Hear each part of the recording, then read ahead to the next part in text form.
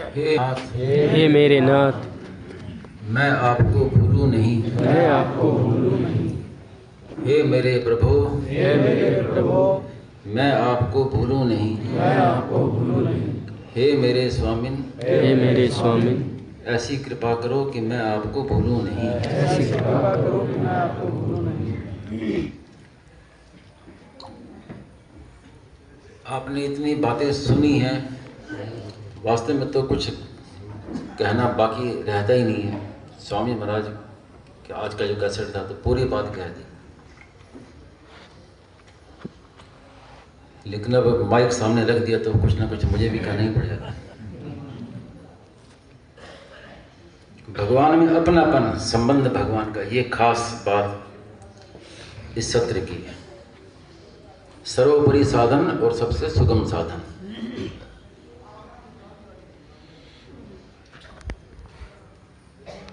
जैसे एक व्यक्ति है, वो अपने मार्ग में जा रहा है पहाड़ में, तो दोनों तरफ खाई है, बाएं ओर भी खाई, दाहिने ओर भी खाई। वो सीधा चलना है सावधानी से। तो ऐसे ही साधक के मार्ग में दो खाइयां हैं, एक है अभिमान और एक है निराशा।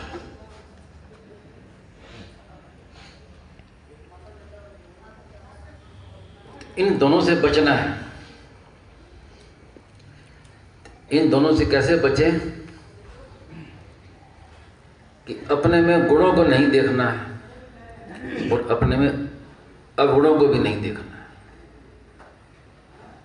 हम जैसे भी हैं भगवान के, अगर अपने गुणों को देखेंगे तो अभिमान आ जाएगा और अवगुणों को देखेंगे तो निराशा हो जाएगी। तो अभिमान और निराशा, इन दोनों से बचने के लिए अपनी ओर नहीं देख के केवल भगवान की ओर देखना है, भगवान की कृपा की ओर, कि मैं जैसा भी हूं आपका हूं। और इस अपनापन में कितनी शक्ति है कि उसका हम अनुमान नहीं लगा सकते।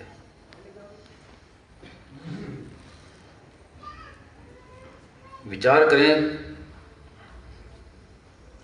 भगवान किसे कहते हैं?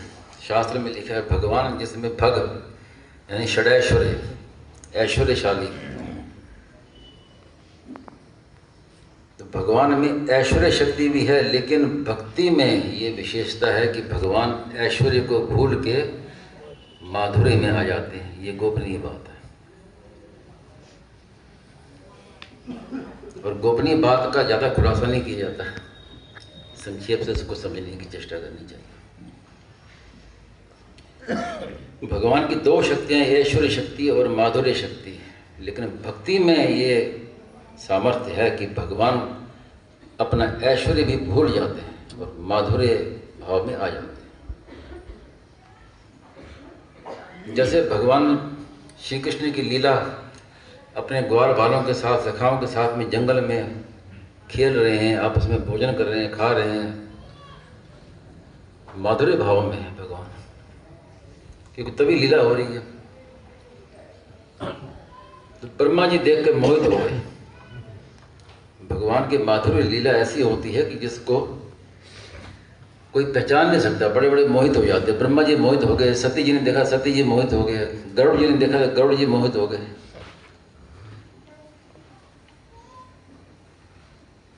तो ब्रह्मा जी को शंका पैदा हुई कि भाई कैसे भगवान हो सकते हैं, माधुर्य लीला कर रहे हैं, भगवान कैसे हो सकते हैं? तो उन्होंने परीक्षा के लिए ग्वाल बालों को चुरा लिया। तो पूरी कथा आप जानते हैं। तो भगवान ग्वाल बालों को ढूंढ रहे हैं कि कहाँ गए वो। भगवान उस समय अंतर्यामी, सर्वांतर्यामी नहीं है, क्योंकि ऐश्वर्य शक्ति उस समय नहीं, उसमें माधुर्य शक्ति है। तो ढूंढ रहे हैं कहाँ गए। फिर मन में भगवान की शंका हुई कि कहीं भी दिखाई नहीं दे रहे, तो ये बात क्या है, गए कहाँ? तो शंका होते ही माधुर्य शक्ति दब जाती है और ऐश्वर्य शक्ति प्रकट हो जाती है। और ऐश्वर्य शक्ति प्रकट होते ही भगवान जान गए कि ये सब ब्रह्मा जी की करतूत है।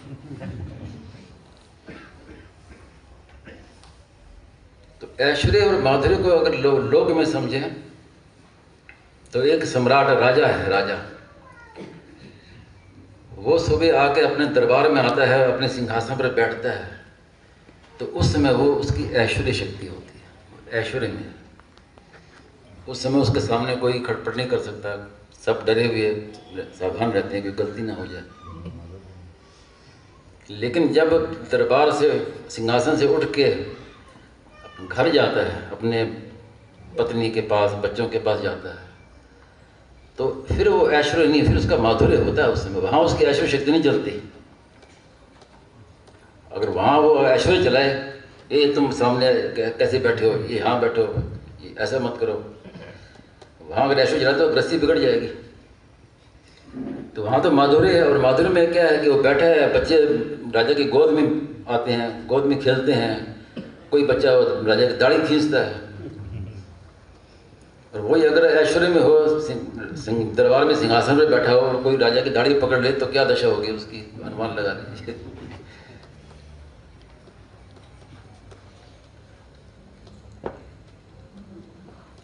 कई के मन में अपने विदेशी संस्कृति में ज़्यादा कि भगवान तो राजाओं के राजा हैं, वो भगवान के ऐश्वर्य को मानते हैं। क्योंकि मैंने कहा ना कि ये माधुर्य शक्ति एक गोपनीय विषय है। तो जो ऐश्वर्य को मानते हैं वो कहते हैं कि इस संसार में एक राजा से मिलना भी इतना कठिन होता है, तो जो राजाओं के राजा हैं उनसे मिलना कितना कठिन होगा। अगर कोई चाहे कि मैं राष्ट्रपति से मिलूं तो आप अनुमान लगाइए कितना कठिन है मिलना। राष्ट्रपति तो दूर, राष्ट्रपति भवन के पास भी नहीं टिकने देगा कोई, यहाँ कैसे खड़े हो। तो वो कहते हैं कि जो राजाओं के राजा उनसे मिले तो फिर कितना कठिन होगा। लेकिन ये नहीं जानते कि राजाओं के राजा से मिलना कठिन होता है, लेकिन माँ से मिलने में क्या कठिनता है। क्या माँ से मिलने में भी कठिनता है?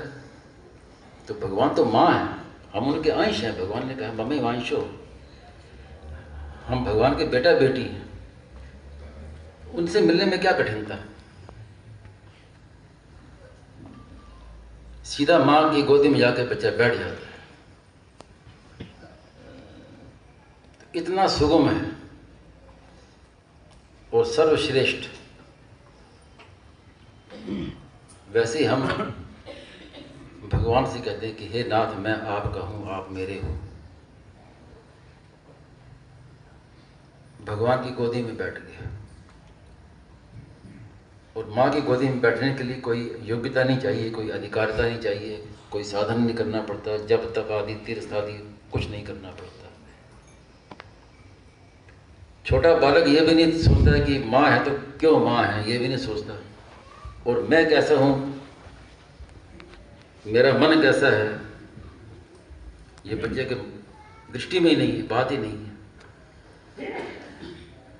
वो ये भी नहीं देखता कि मेरे कपड़े कितने मैले कुचाले हैं, माँ की गोदी में बैठूंगा तो माँ की साड़ी गंदी हो जाएगी। और उसको ये होश ही नहीं है कि मेरे भी कपड़े भी मैंने पहने कि नहीं पहने हैं, कपड़े भी नहीं पहने। वो तो माँ को देखता है बस। तत्तेनु कंपाम सुख समीक्षमाणा, एक मात्र दृष्टि माँ की ओर है। और कैसे माँ से जाकर लिपट जाता है, गोदी में बैठ जाता है। ये है असली शरणागति। और भक्त की कितनी महिमा है कि भगवान अपने कानून को तोड़ देते हैं। भगवान का बनाया कानून है, कर्म प्रधान है विश्व करी राखा, जो जस करी सो तस फल चाखा, अवश्यमेव भोक्तव्यम कृतम कर्म शुभाशुभम। ये भगवान का बनाया हुआ कानून है, नियम है। लेकिन भक्तों के लिए भगवान इस अपने बनाए हुए नियम को भी तोड़ देते हैं।